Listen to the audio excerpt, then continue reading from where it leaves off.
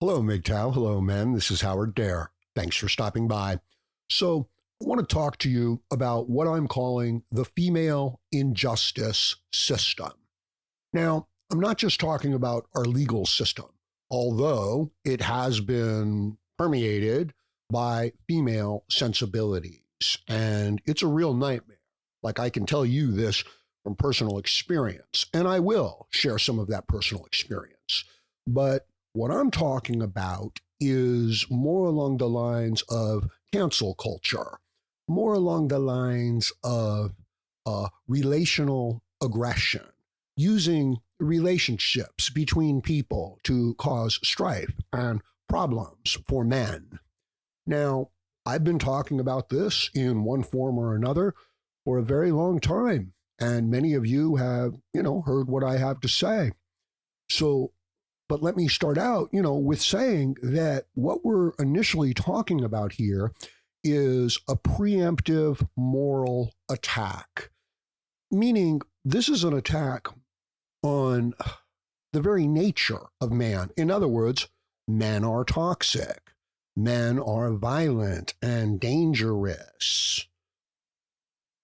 This attitude is a preemptive moral attack.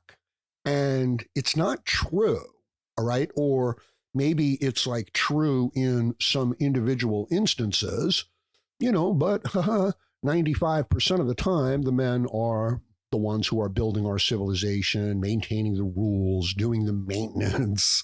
We simply wouldn't be here without the good men. So the men are trying to be the good man. It's their nature. Now, I'm dealing with an emotionally abusive woman who just happens to live in a client house that I'm living in. And for over a month, anytime I walk into the room, I get somebody making all of these huffy, puffy, frustrated sounds, and then, cursing, and then storming out of the room, looking away, sneering, contemptuous. This adds up to, telling lies, gossip lies about how this behavior is justified. But it's not justified. It is the emotional imbalance of the women we're dealing with. So I'm essentially talking about Karens, right? And people are thinking, this is a middle-aged white woman. I was like, no. This is somebody who thinks they get to tell you what's right and wrong, gets to judge you on what they think is right and wrong, and then to come down on you with group authority, okay? And you'll see this behavior with men too. It's pretty human, but something has happened. And the women of Western civilization have adopted this technique, stock and barrel, essentially. And they're running with it. And here's the thing. It's killing civilization. It's killing the motivation of men. That's right. In almost every industrial, technological civilization, the birth rates fall below, replacement rates. All of them. Not just America, but so what's going on? All right. And what we're talking about, of course, is the entitlement and the maladaption of women. And yes, plenty of men adopt these sensibilities. Essentially, they have to, right? So you're in an office place. I don't know, maybe you're in sales, and you're good at your job, and you're a little arrogant, you're a little proud, as salespeople usually are. They're usually a little pushy and a little assertive and a little aggressive, and people don't generally like them, right? But they get the sale, they close the deal. Okay, the ineffectual, emotional people are going to characterize, that type of a man as toxic. Now, you and I know that the company, the world, needs that type of man. Like, they're not getting sales without him. Or if they are getting sales, it's based on somebody, rolling over and going on their back, which just not sustainable. The reason why it's not sustainable is that they don't stay pretty. How's that for a wake-up call? But the men are dealing with constant emotional abuse, preemptive moral attack. The only way for the man to not get kicked out of the social setting is for him to adopt the female sensibilities, or at least appear to adopt these female sensibilities. So, you've got a bunch of men who are basically qualified for sensitivity training, but not really qualified to work on the construction site, right? Thing is I need to work on the construction site. Now, this is very interesting. You see, the men learn justice. They learn fair play at a very early age. It's almost built in to, the male, right? Because, and you can think back to your childhood and development. There was a time you were getting bullied, or, you were being a bully. And the reason why people become bullies is because usually they are bullied, and then they, project this behavior onto others, lest it be heaped upon them, right? But the young man learns, it hurts to be bullied. It feels bad, not just the physical aspect of getting in a fight. It's got a social stigma to it. And it's rough and tumble, like anything can happen. So generally what happens is by the time the boy is a young teenager, he's been through enough for him to not want to be a bully, and certainly to not want to be bullied. And so there's this kind of respect that the men have. There's a kind of line that we don't cross. We can still rib each other and give each other a hard time and call each other dumbasses and things like that. And we can even dislike each other. That's not a problem. It's the emotional content underneath it, okay? So in other words, it's, I don't like that guy. Yeah, I don't think he's a good worker. But I've got nothing against him personally. You know what I mean? It's like, whatever. If he will do his job and not be a problem, I don't care. We're cool. It's cool at that level. But what about when it's not? What about when, there's just this underlying contempt and hatred and undermining and injustice and dishonesty? Now, where does the just man stand? Okay, this is where I find myself. I've been through the criminal justice system, incidentally. I know what false charges are. I know what it means to have the resources of the state dedicated to destroying you individually based on lies. Okay? This will do something to you. You know what I mean? It's like being fired from a place from a bunch of false accusations, and you don't even really get a fair chance. Okay, so the men are prejudged. They're toxic. They're no good. Yet they built civilization. None of this would exist without them. None of this could be maintained without their sensibility and their sense of fair play and justice. And yet we are turning it over, and we have turned it over to the pretty female, right? And it's gotten so bad that she doesn't even have to be pretty anymore. She just has to be female. And she's right, and you're wrong. Okay? So where are you going to go with that?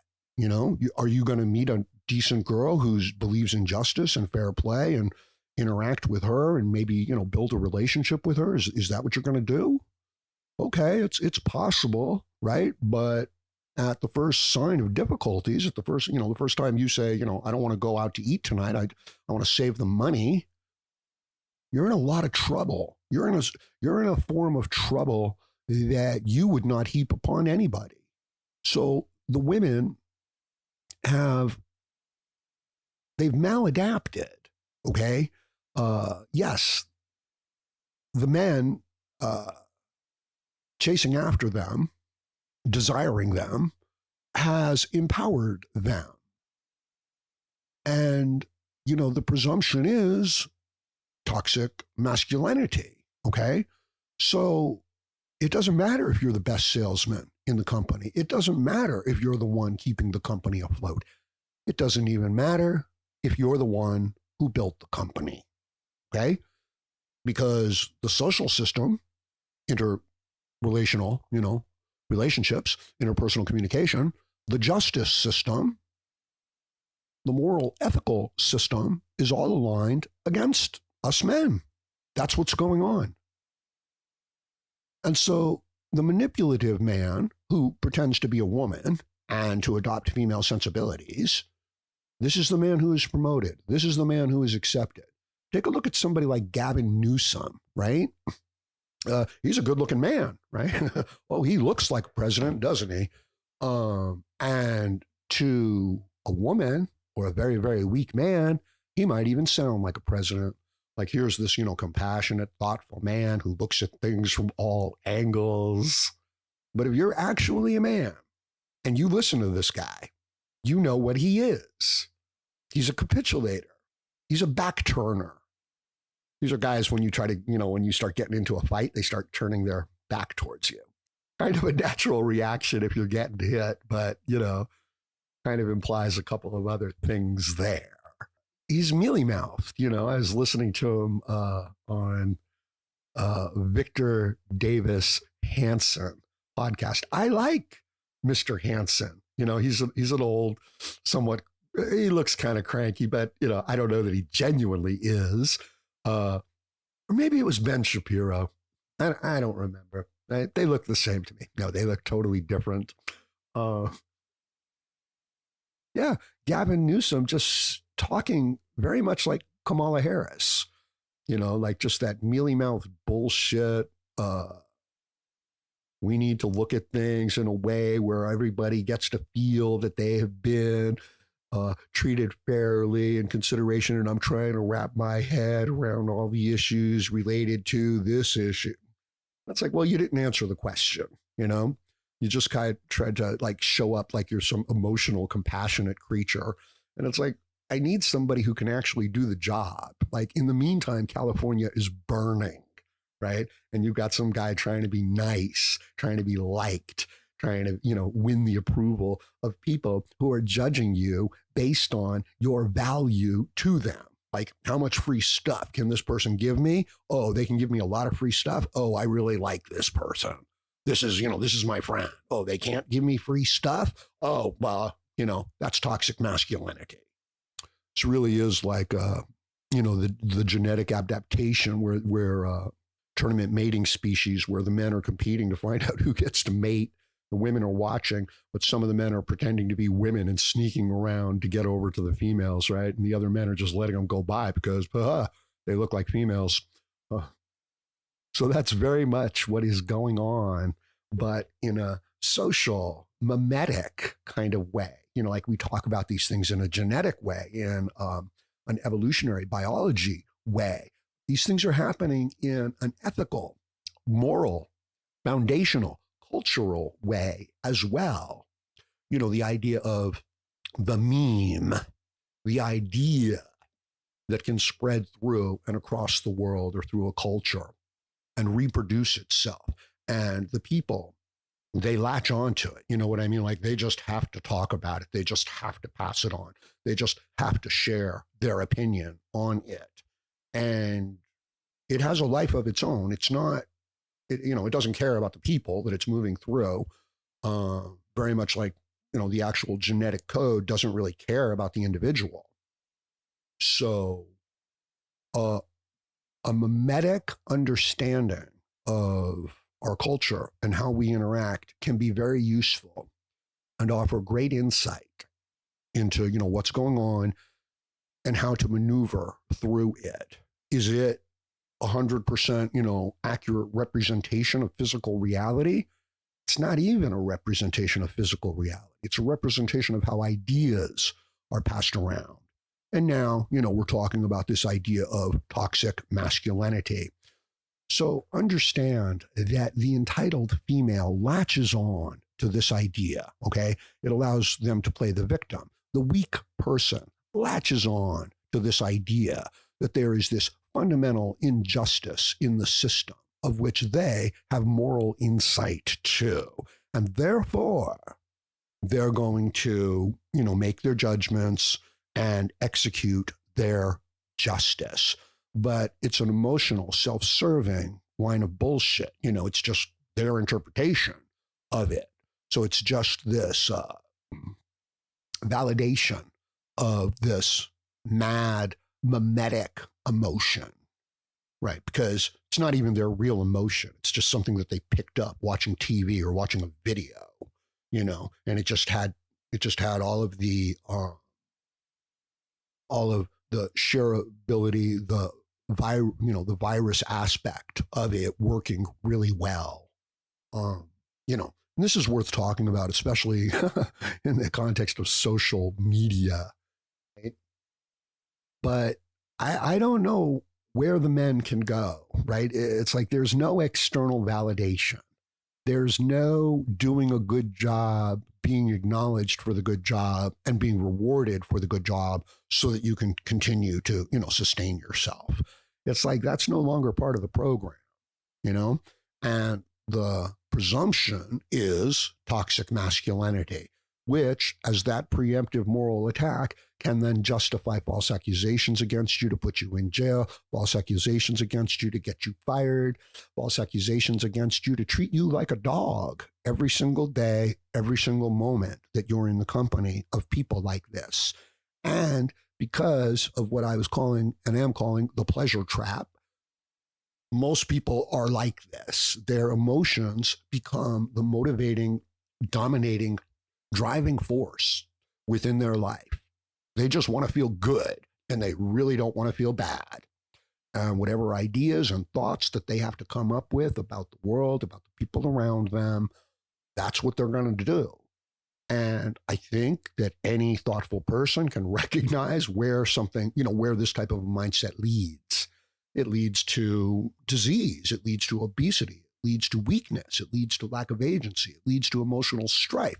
It leads to a form of enslavement to our own emotions. Can't we ever step outside of ourselves and see ourselves and then decide how to best move forward? Or are we always in the grips of this person doesn't like me? They said this. I'm not being treated fairly, okay? Because most of the people, that's where they're hanging out. Is this where you're going to spend the rest of your life? It's not where I want to spend the rest of my life. That's why I'm talking about this subject. Let me know what you think about this in the comment section below. Please like, share, comment, subscribe, donate. I would really appreciate if some of you could click on my Cash App donation link, send a few bucks Howard Dare's way so that I can continue to make my way forward in the world and continue to be productive, produce, and share value, and thereby, get value back. This is the method, and it needs to be based on justice and fairness and equity and the truth, okay? The fact that we can cheat the system sometimes and lie to ourselves is not a good enough reason to do so. The fact that we are in terrible pain because others have lied against us and tried to destroy us does not mean that we should adopt these techniques, okay? I don't know exactly where to go. I don't know exactly what to tell you how to get through all of this. I'm just going to tell you to be strong, be true, build yourself up, have compassion for your fellow man, especially Howard Dare. It's the Cash App donation link. And join me again, Howard Dare, as I plan to have more content for you. Thank you, MGTOW.